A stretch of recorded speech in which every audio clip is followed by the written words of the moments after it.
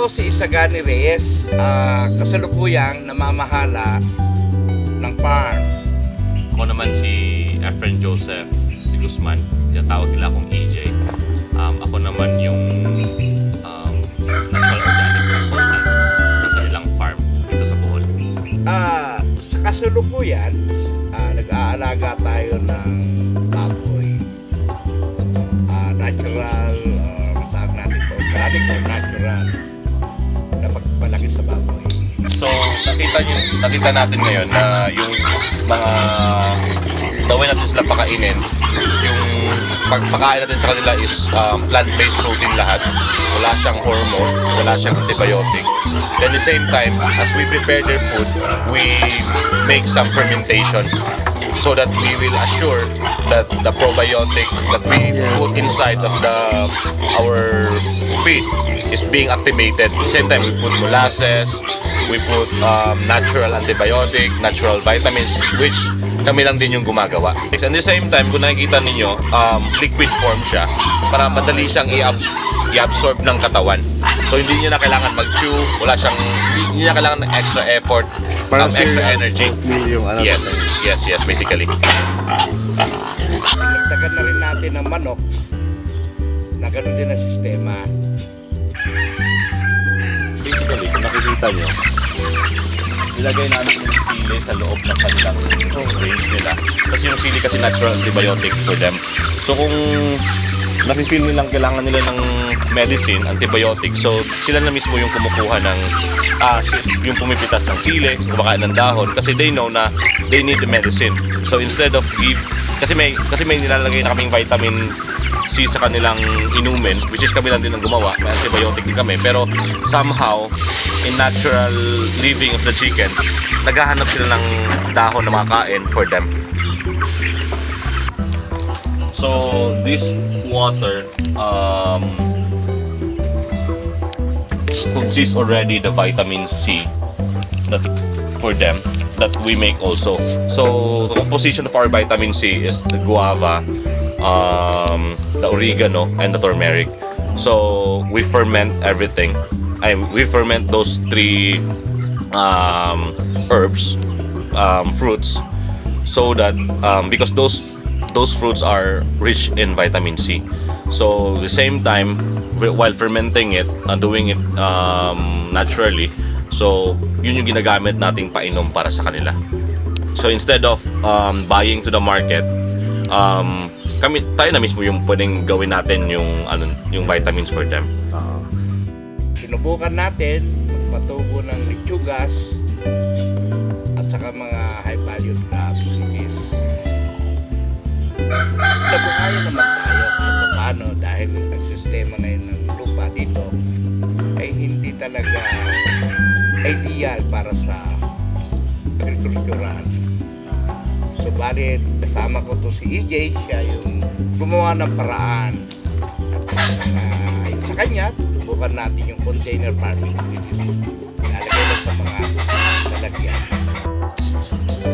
So on this farm, as we started, it's rocky as you see, a lot of limestones, rocks everywhere.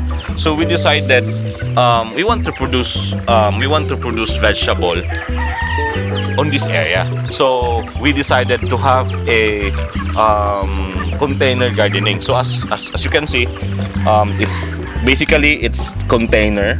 Then we put the soil. We plant the bitter melon, which is ampalaya. So now we are maybe in few weeks from now we can start harvesting our own ampalaya on this rocky land. Oh, So ito na po yung farm natin. wow. Vast, no? So, ibig sabihin, pag bumunga yun, talagang ang dami na yan. Yes, ito na patola. Patola.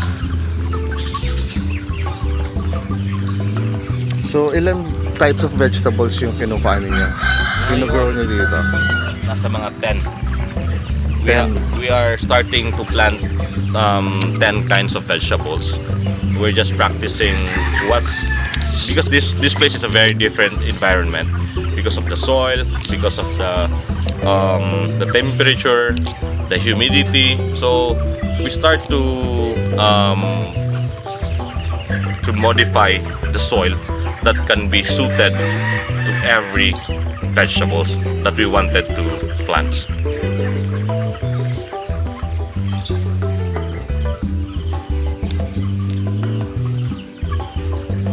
Actually, hindi lang siya special. Sobrang special siya. Kasi itong klaseng farming is naiiba sa nakasanayan. Parang bumalik tayo sa nakaraan.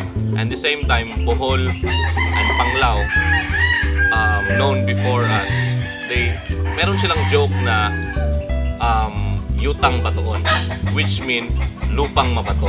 So, maraming taga-Panglao na lumipat ng Mindanao, pumunta ng Manila, pumunta ng Cebu dahil hindi nila kayang mag-farm. Which is yun naman talaga yung basic commodity dito is farming. So, nagdaan ng mga taon, nagkaroon ng mga technology, nagkaroon ng mga paraan, may mga pag-aaral.